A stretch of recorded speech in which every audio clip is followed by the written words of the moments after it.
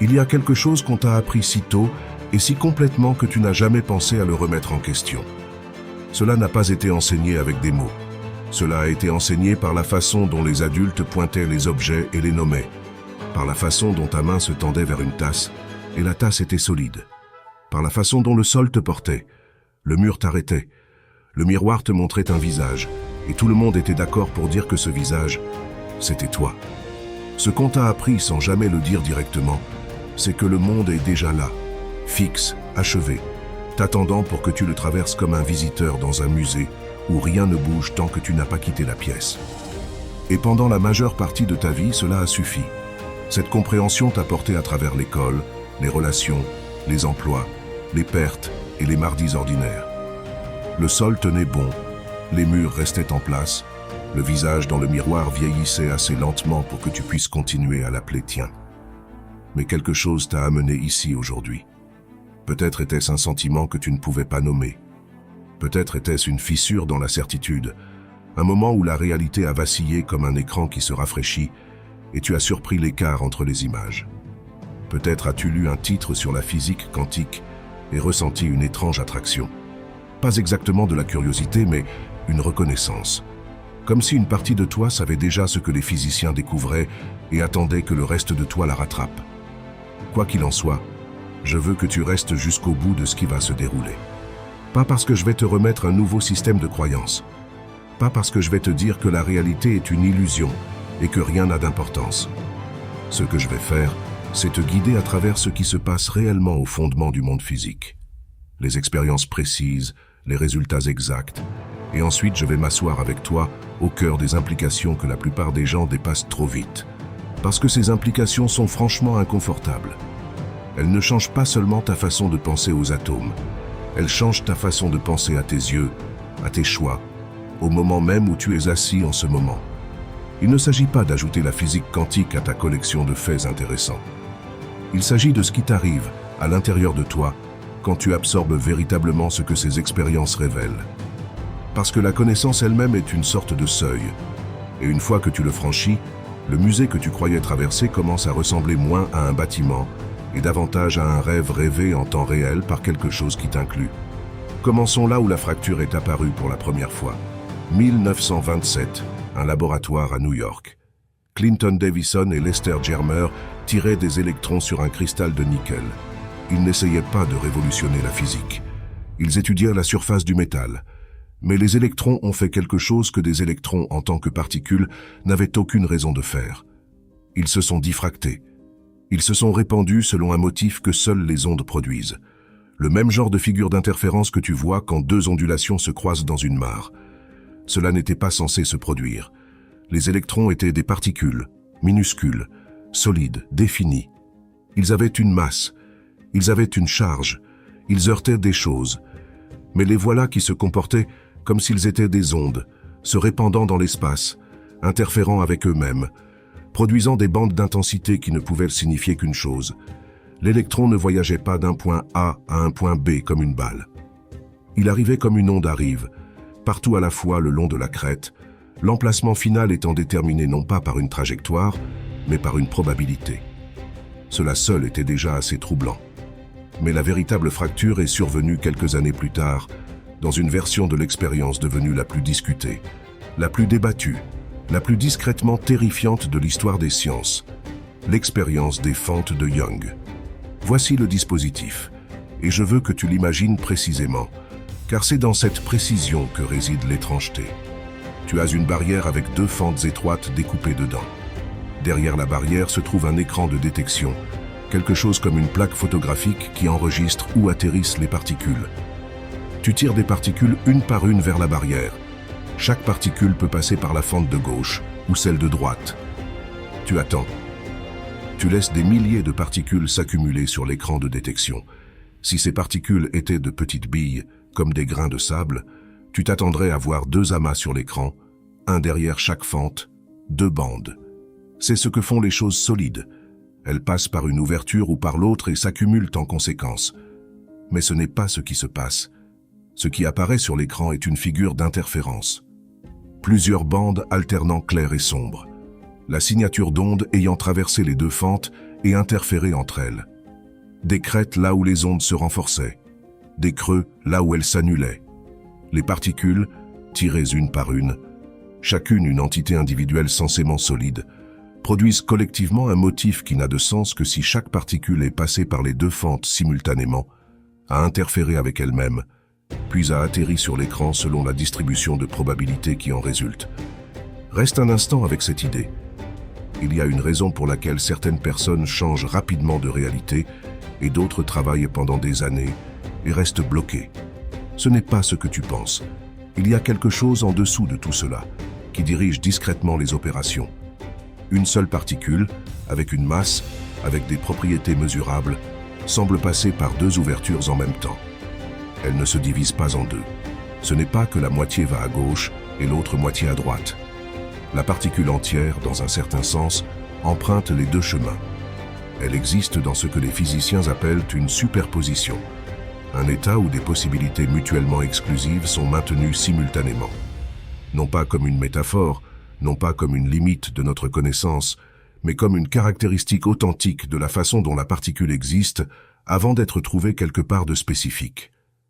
Cela était déjà assez étrange pour mettre les physiciens mal à l'aise pendant des décennies, mais l'expérience n'avait pas fini de révéler ses secrets, car quelqu'un a alors posé la question évidente. Si la particule passe par les deux fentes, peut-on l'observer? Peut-on placer un détecteur à l'une des fentes et surprendre la particule en train de passer par les deux? Et c'est là que la réalité s'est brisée. Quand on place un détecteur à l'une des fentes, quand on installe n'importe quel dispositif qui pourrait en principe indiquer par quelle fente la particule est passée, la figure d'interférence disparaît complètement. Les particules commencent à se comporter comme de petites billes. Deux amas, pas d'interférence, pas de comportement ondulatoire. Le simple fait d'acquérir une information sur le chemin emprunté par la particule change ce que fait la particule. J'ai besoin que tu comprennes ce que cela signifie et ce que cela ne signifie pas. Cela ne signifie pas que le détecteur a physiquement heurté la particule et l'a perturbée. Les physiciens ont conçu des versions de plus en plus délicates de cette expérience, utilisant des méthodes de détection si subtiles qu'elles ne pouvaient absolument pas perturber la particule par une quelconque interaction mécanique. Cela ne change rien. Le motif s'effondre quand même. Ce qui compte, ce n'est pas l'interaction physique. Ce qui compte, c'est de savoir si l'information sur le chemin est disponible. S'il est possible, même en principe, de savoir par quelle fente la particule est passée. L'univers, à son niveau le plus fondamental, semble faire une distinction entre ce qui est observé et ce qui ne l'est pas. Et cette distinction change ce qui se produit physiquement. Ceci n'est pas une interprétation marginale, c'est le résultat expérimental. Il a été reproduit des milliers de fois avec des photons, des électrons, des atomes, des molécules contenant des centaines d'atomes. En 2019, une équipe à Vienne a démontré une interférence quantique avec des molécules si grandes qu'elles étaient visibles au microscope électronique. La frontière ne cesse d'être repoussée, mais le résultat tient. L'observation compte, la mesure compte. L'acte de regarder n'est pas passif, il est participatif. Maintenant, la plupart des gens entendent cela et essaient immédiatement de l'apprivoiser.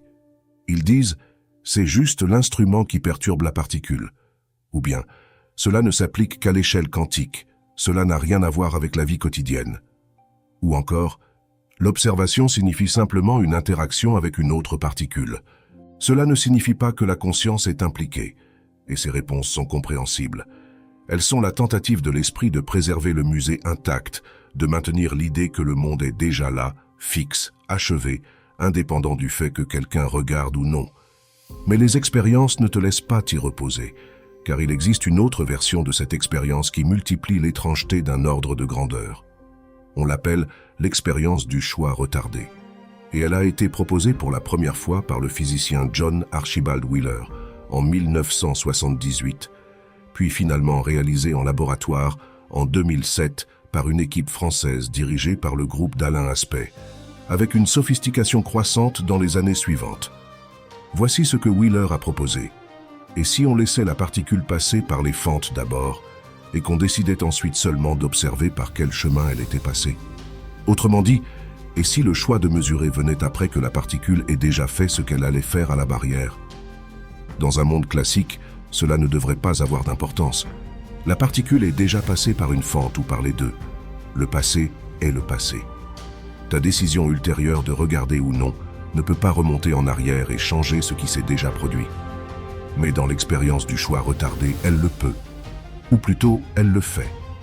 Quand les expérimentateurs choisissent, après que la particule ait franchi les fentes, de mesurer l'information sur le chemin emprunté, la figure d'interférence disparaît, comme si la particule n'était passée que par une seule fente. Quand ils choisissent de ne pas mesurer, la figure d'interférence apparaît, comme si la particule était passée par les deux. La décision prise après l'événement détermine ce que la particule a fait avant que la décision ne soit prise. Wheeler lui-même l'a dit clairement. Aucun phénomène n'est un phénomène tant qu'il n'est pas un phénomène observé. Le passé, soutenait-il, n'est pas fixé tant qu'il n'est pas enregistré dans le présent. La particule n'a pas d'histoire définie tant que cette histoire n'est pas appelée à l'existence par un acte d'observation. Maintenant, je veux marquer une pause ici, car il y a une tendance, dans des conversations comme celle-ci, à bondir immédiatement vers la grande conclusion, à dire « Tu vois, la conscience crée la réalité », et à passer à autre chose, comme si le travail était terminé. Mais le travail n'est pas terminé. Si tu ressens le poids de ce que signifie vraiment l'observation, j'ai quelque chose de plus profond à t'offrir. As-tu passé des années à poursuivre la manifestation, à visualiser, à affirmer, à élever ta vibration, pour seulement voir les mêmes schémas se répéter?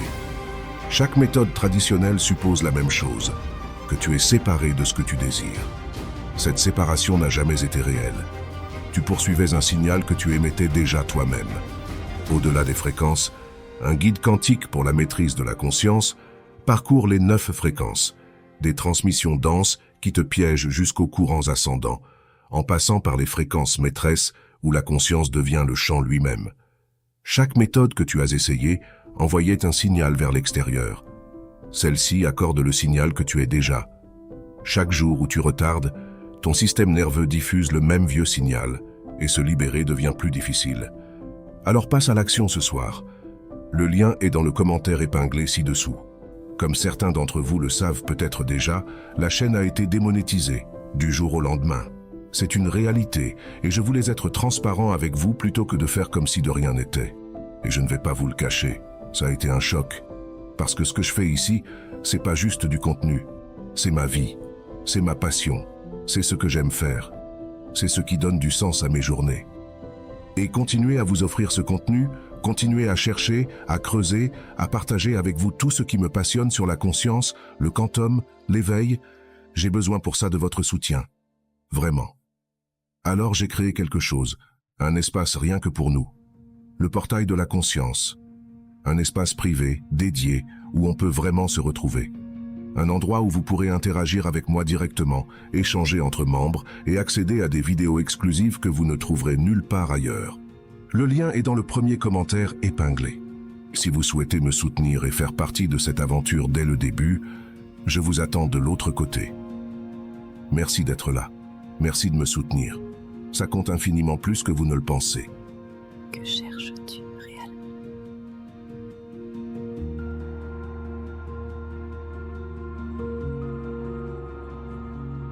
Le saut est trop rapide, et la vitesse de ce saut est en fait ce qui empêche l'idée de se poser là où elle doit se poser, c'est-à-dire non pas dans ton intellect, mais dans ton corps, dans la façon dont tu vis réellement le fait d'être vivant.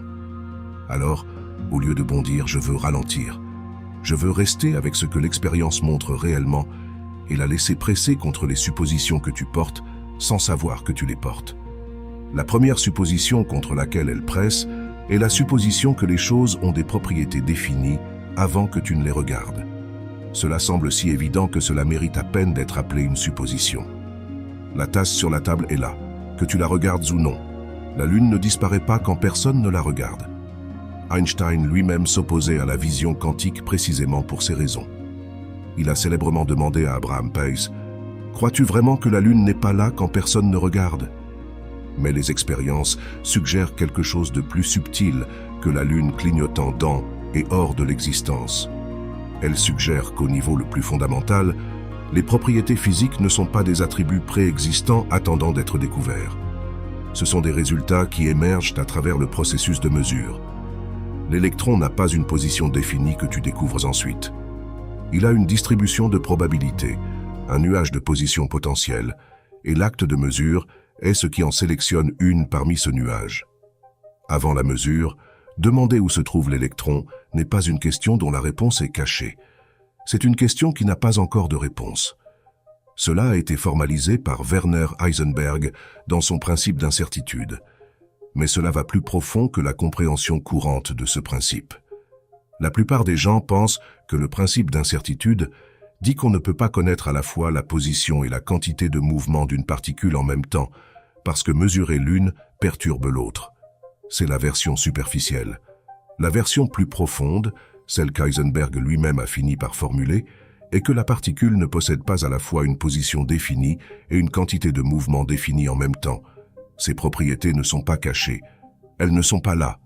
Elles viennent à l'existence par l'acte de mesure. Et le type de mesure que tu choisis détermine quelle propriété devient réelle. Laisse cela s'installer, non pas comme une théorie, mais comme une expérience. Car tu es fait de ces particules. Chaque atome de ton corps est construit à partir de composants qui, au niveau le plus profond, n'ont pas de propriétés définies tant que quelque chose n'appelle pas ces propriétés à l'existence. Tu n'es pas une chose solide se déplaçant à travers un monde solide. Tu es un processus, un acte continu de devenir qui est, d'une certaine manière que la physique n'a pas encore pleinement expliqué, enchevêtré avec l'acte d'observation lui-même. La deuxième supposition contre laquelle l'expérience presse est la supposition que le passé est fixe.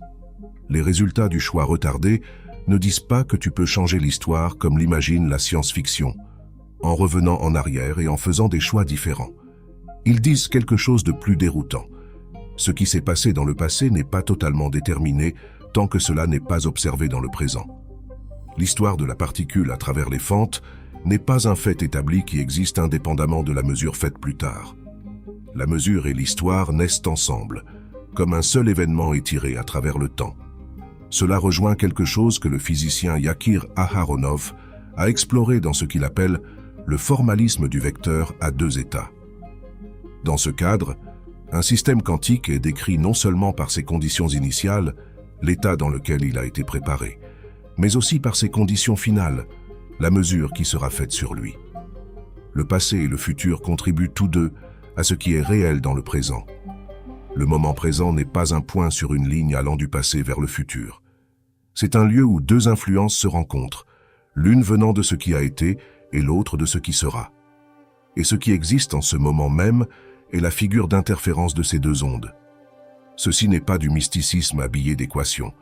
C'est un cadre publié et évalué par des pairs dans les fondements de la physique, et il suggère quelque chose que ton expérience directe a peut-être déjà laissé entrevoir, que le moment présent est plus épais que tu ne le penses, qu'il contient plus que ce qui se passe maintenant, qu'il est façonné d'une manière que tu peux ressentir, mais pas habituellement articulée, autant par où tu vas que par où tu as été.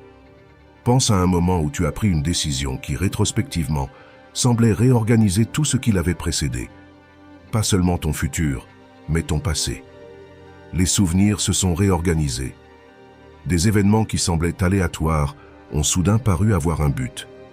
Une expérience douloureuse qui n'avait eu aucun sens pendant des années est soudain devenue ce qui t'avait préparé. Tu n'as pas changé les faits, mais la signification des faits a changé. Et la signification n'est pas une décoration posée sur la réalité. Dans un univers quantique, la signification pourrait être plus proche de la chose elle-même. Maintenant, il y a une troisième expérience que je veux parcourir, car elle répond à la question qui se forme probablement dans ton esprit en ce moment. Tu pourrais penser, très bien, les particules se comportent étrangement, mais je ne suis pas une particule. Je suis une personne. Je vis à une échelle où les effets quantiques s'estompent, où le monde classique prend le relais, où les choses sont solides et définies et où la tasse reste sur la table. Et c'est là que le travail du physicien Anton Zeilinger et de son groupe à Vienne devient essentiel.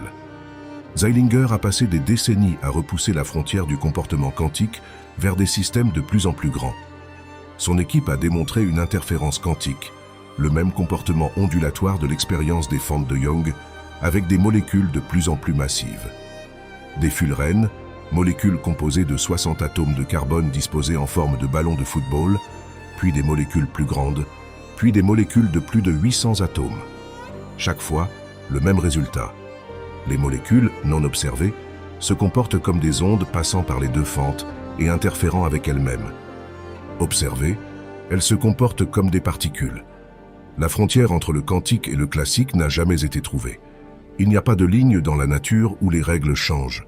Ce qui change, c'est la difficulté pratique de maintenir la cohérence quantique à mesure que les systèmes grandissent. Car les systèmes plus grands interagissent avec davantage de leur environnement, et ces interactions fonctionnent comme une sorte de mesure faisant s'effondrer la superposition.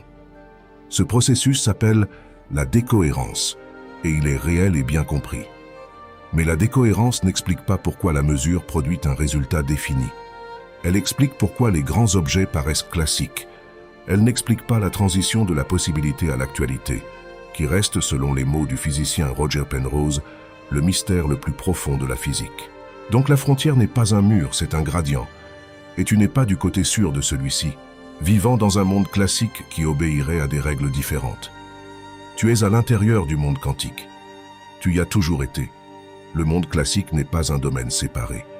C'est ce à quoi ressemble le monde quantique quand la décohérence a fait son travail, quand les figures d'interférence sont devenues si complexes et enchevêtrées avec l'environnement qu'elles sont pratiquement invisibles.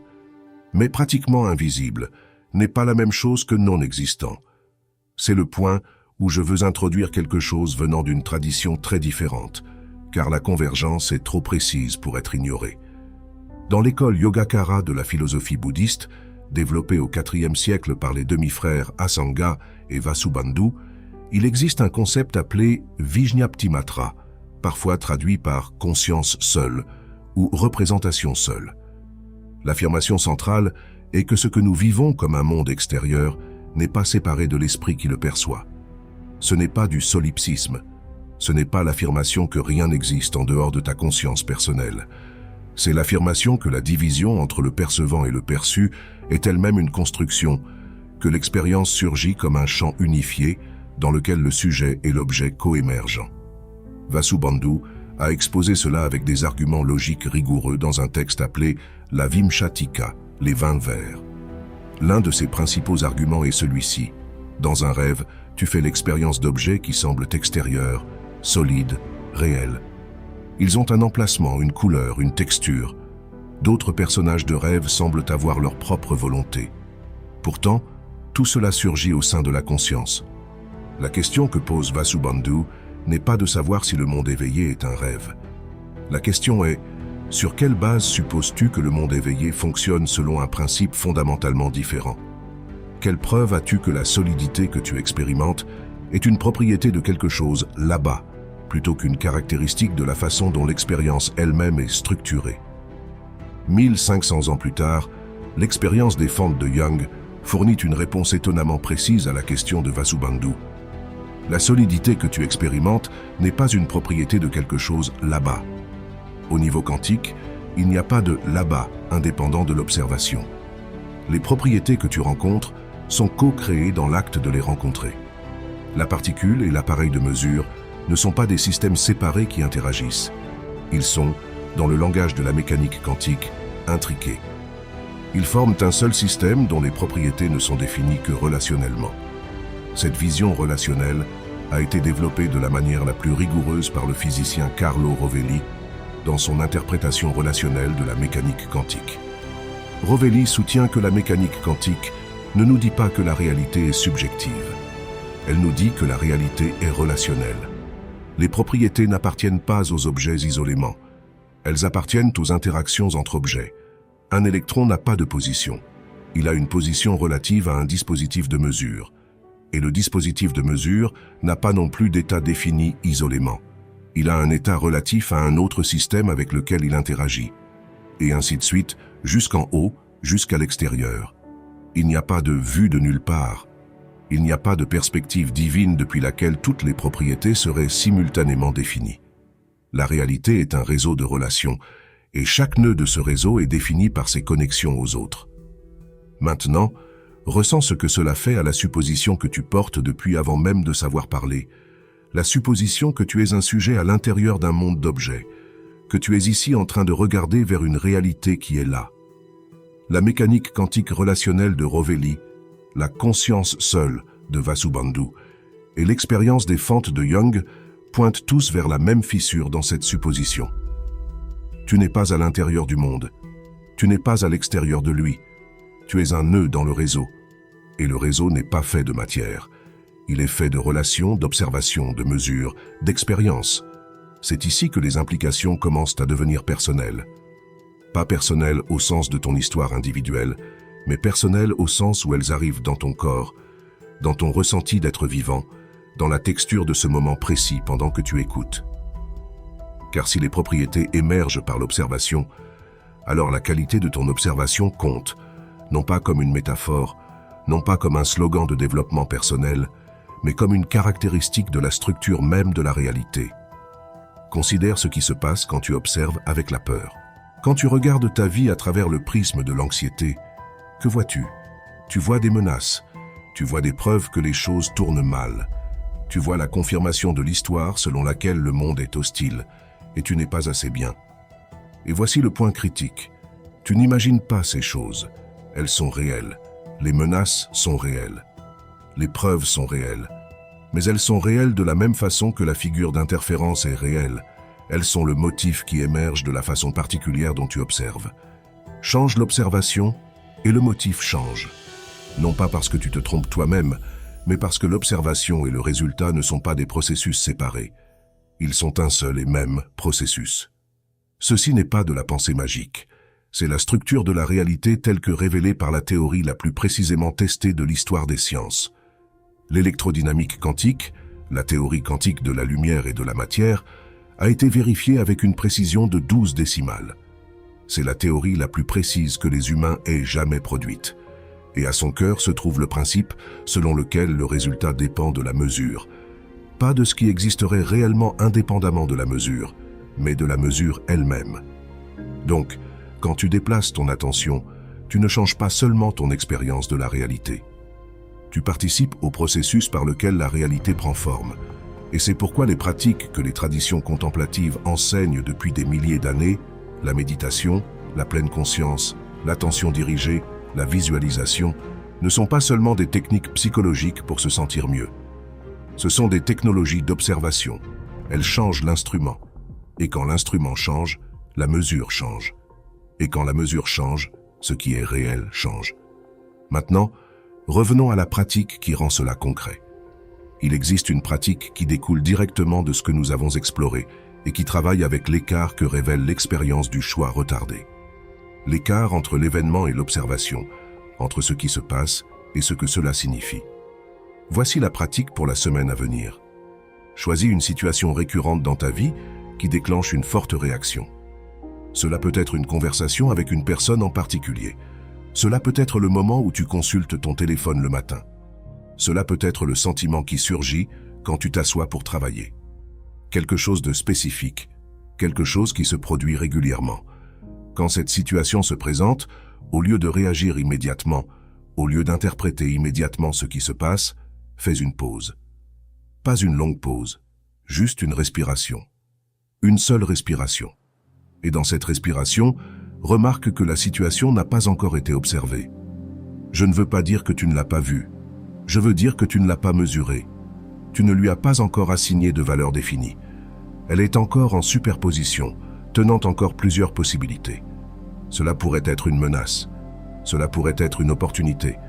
Cela pourrait être neutre. Cela pourrait être quelque chose que tu n'as jamais catégorisé auparavant. Dans cette respiration, tu es l'expérimentateur qui choisit de placer ou non un détecteur à la fente.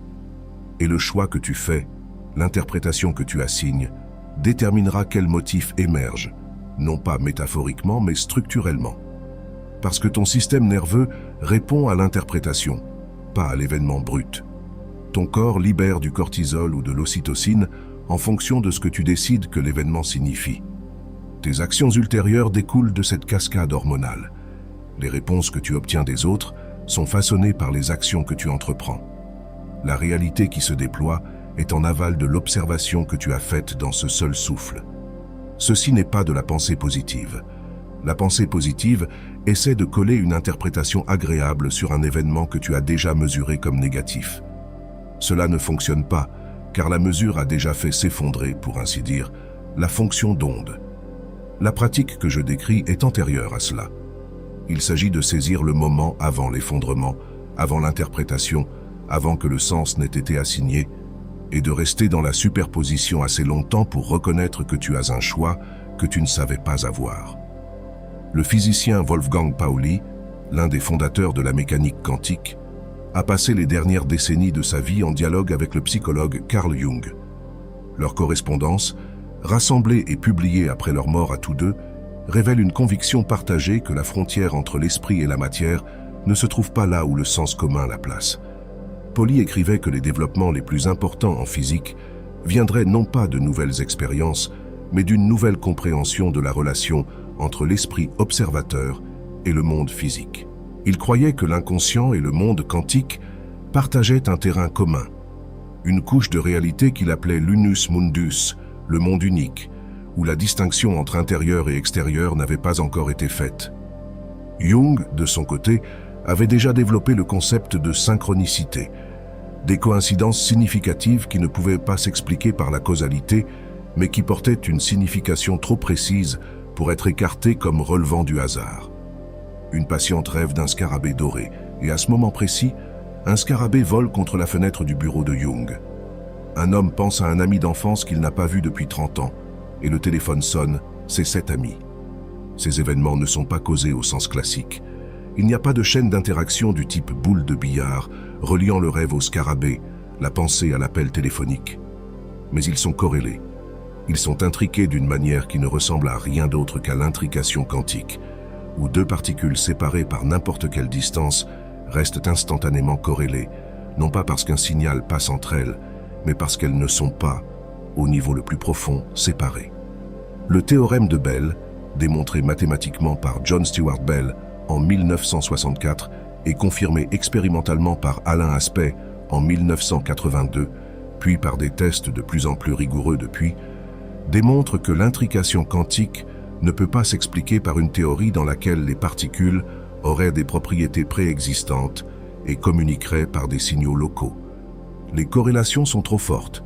Elles violent ce qu'on appelle les inégalités de Bell, des limites mathématiques sur le degré de corrélation que peuvent avoir deux systèmes séparés s'ils sont véritablement séparés et possèdent véritablement des propriétés définies avant la mesure. La violation des inégalités de Bell signifie qu'au moins l'une de ces suppositions est fausse. Soit les particules ne sont pas séparées, soit elles n'ont pas de propriétés définies, soit les deux. La plupart des physiciens acceptent les deux. Les particules ne sont pas séparées. Elles font partie d'un seul système quantique qui ne respecte pas la distance spatiale, et elles n'ont pas de propriétés définies avant la mesure. L'univers, à son fondement, est non local et indéfini. C'est un réseau de corrélations sans partie, existant indépendamment. Et tu vis dans cet univers, tu es fait de ces corrélations. Le sentiment que tu as parfois que tout est connecté, qu'un choix que tu fais ici se répercute d'une manière que tu ne peux pas suivre, que ton état intérieur et tes circonstances extérieures ne sont pas aussi indépendants qu'ils le paraissent. Ce sentiment n'est pas une fantaisie spirituelle, c'est une réponse raisonnable à la structure réelle de la réalité, telle que révélée par les mesures les plus précises que les humains aient jamais réalisées. Mais voici ce que je veux que tu remarques. Savoir cela intellectuellement ne change presque rien. Tu peux lire sur l'expérience des fentes de Jung et revenir directement à traiter la réalité comme un musée. Tu peux comprendre le théorème de Bell et continuer à vivre comme si ton état intérieur n'avait aucun effet sur ton monde extérieur. La connaissance se loge dans un compartiment de ton esprit pendant que ton corps continue de fonctionner selon les anciennes suppositions. Cela s'explique par le fait que les anciennes suppositions ne sont pas simplement des idées. Elles sont câblées dans ton système nerveux. Elles sont la façon dont tes yeux se concentrent, la façon dont tes mains se crispent, la façon dont ton attention se rétrécit quand tu te sens menacé. La supposition que le monde est solide, séparé et déjà décidé n'est pas une croyance que tu détiens. C'est une posture que ton corps adopte. Et changer une posture requiert quelque chose de différent de changer une croyance. Cela requiert de la pratique, de la répétition, le lent remodelage de la manière dont tu habites ta propre conscience. C'est pourquoi toute tradition contemplative de l'histoire humaine a mis l'accent sur la pratique plutôt que sur la doctrine. Non pas parce que les idées n'ont pas d'importance, mais parce que les idées ne comptent vraiment que lorsqu'elles deviennent incarnées. quand elle passe de la tête aux mains, quand elle change non pas ce que tu penses, mais comment tu vois. Et c'est ce que je te demande de faire avec tout ce que nous avons exploré aujourd'hui. Pas de le croire, pas de l'ajouter à ta collection de concepts intéressants, mais de laisser cela changer ta façon de regarder. Littéralement, la façon dont tes yeux se déplacent dans une pièce, la façon dont ton attention se pose sur un visage, la façon dont tu tiens le moment présent, non pas comme un point fixe sur une ligne temporelle, mais comme une superposition vivante, respirante et non résolue de possibilités que ton observation façonne activement. Il existe une qualité particulière d'attention que les traditions contemplatives appellent la conscience témoin. Dans l'Advaita Vedanta, on l'appelle Saksi, le témoin. C'est la conscience qui observe sans faire s'effondrer, qui voit sans juger, qui maintient la superposition ouverte plutôt que de se précipiter vers la mesure. Ce n'est pas passif. C'est la chose la plus active que tu puisses faire. Car l'habitude de l'esprit est de mesurer immédiatement, de catégoriser, de décider. Ceci est bon, ceci est mauvais, ceci c'est moi, ceci ce n'est pas moi. Cette mesure immédiate est ce qui crée le monde classique dans lequel tu vis. Le monde des objets solides, des identités fixes, d'un passé achevé et d'un futur qui n'est pas encore arrivé. La conscience témoin ne refuse pas de mesurer. Elle retarde la mesure. Elle maintient l'espace ouvert pendant une respiration, 2 respirations, assez longtemps pour que les possibilités restent des possibilités, assez longtemps pour que la figure d'interférence se forme, assez longtemps pour que quelque chose d'inattendu émerge. Et ce qui émerge quand tu maintiens cet espace n'est pas du chaos. Ce n'est pas de la confusion. C'est une qualité d'expérience qui n'a pas de nom dans le langage ordinaire, mais que chaque tradition contemplative reconnaît. Un sentiment de vivacité antérieure à l'interprétation. Un contact avec la réalité plus directe, non moins directe, que ton expérience habituelle. Parce que ton expérience habituelle est déjà une interprétation, c'est déjà une mesure. C'est déjà une fonction d'onde effondrée. Ce que la conscience témoin offre, c'est un aperçu de l'onde avant qu'elle ne s'effondre. Le champ avant qu'il ne devienne particule. Le moment avant qu'il ne devienne souvenir. C'est ce que les physiciens ont trouvé dans leur laboratoire, traduit dans le langage de l'expérience vécue.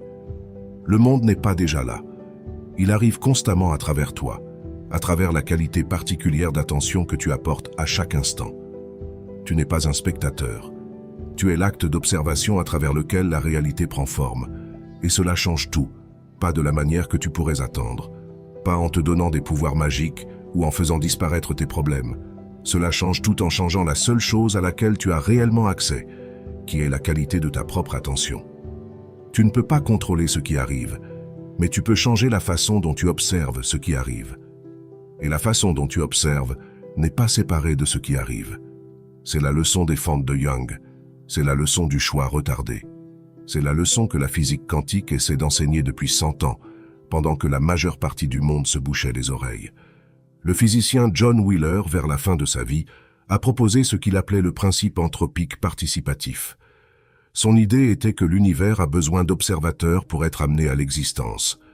Non pas que l'univers ait été créé dans le passé par un dieu ou un Big Bang, puis soit resté là à attendre d'être regardé, mais que l'univers est en train d'être créé maintenant, dans chaque acte d'observation, et que les observateurs ne sont pas un accident de l'évolution, mais une caractéristique nécessaire d'un univers qui n'existe qu'à travers la participation. Wheeler a dessiné une image qu'il appelait le circuit du sens. Elle montrait un grand U. À une extrémité se trouvait le Big Bang. À l'autre extrémité se trouvait un œil regardant en arrière vers le Big Bang. L'œil à l'extrémité de l'univers observait le début de l'univers. Et cette observation était ce qui amenait l'univers à l'existence. Passé et futur, observateur et observé. Enfermé dans une boucle où aucun des deux ne vient en premier. Ceci est spéculatif. Wheeler savait que c'était spéculatif, mais c'est le genre de spéculation qui naît naturellement quand on prend au sérieux les résultats expérimentaux, plutôt que de les expliquer pour s'en débarrasser. Et cela résonne avec quelque chose que tu as peut-être ressenti dans des moments de profond silence, en méditation, dans les secondes avant le sommeil, dans la pause entre l'expiration et l'inspiration. Un sentiment que tu n'es pas seulement dans l'univers, que l'univers est d'une certaine manière en toi, que ta conscience n'est pas une lampe de poche illuminant une pièce préexistante, mais un champ dans lequel la pièce, la lampe de poche, et celui qui la tient surgissent tous ensemble. Je veux terminer par quelque chose de pratique. Pas une grande déclaration, mais un petit changement que tu peux faire ce soir. Avant de dormir, dans cet espace liminal où la journée relâche son emprise et où l'esprit dessert ses catégories, remarque ce qui arrive à la frontière entre toi et le monde. En pleine conscience éveillée, la frontière semble nette. Tu es ici, à l'intérieur de ta peau. Le monde est là, à l'extérieur. Mais à mesure que tu approches du sommeil, la frontière s'adoucit. Les sons de la pièce commencent à te sembler être à l'intérieur de toi. Des pensées surgissent que tu n'as pas choisies. Des images qui n'appartiennent à aucun récit. Des sensations qui n'ont pas d'emplacement. Tu entres en superposition. Le soi défini, mesuré, classique, se relâche pour retourner dans la fonction d'onde dont il a émergé ce matin-là, quand tu t'es réveillé et t'es mesuré toi-même à l'existence en ouvrant les yeux et en te rappelant ton nom. Dans cet espace liminal, pose une seule question, pas avec effort, pas en exigeant une réponse. Laisse simplement la question flotter comme une feuille sur l'eau. La question est celle-ci. Que suis-je avant de décider ce que je suis? N'y réponds pas. La réponse serait une mesure. Elle ferait s'effondrer la superposition. Contente-toi de tenir la question. Laisse-la résonner. Laisse-la interférer avec toutes les autres questions que tu portes, celles sur ta valeur, ton but, ton futur, ton passé. Laisse la figure d'interférence se former, puis laisse le sommeil te prendre, emportant la question dans un espace où les règles habituelles de l'observation ne s'appliquent pas, où la fonction d'onde est libre d'évoluer sans mesure, où les possibilités restent des possibilités. Quand tu te réveilleras le matin, tu te mesureras à nouveau toi-même à l'existence.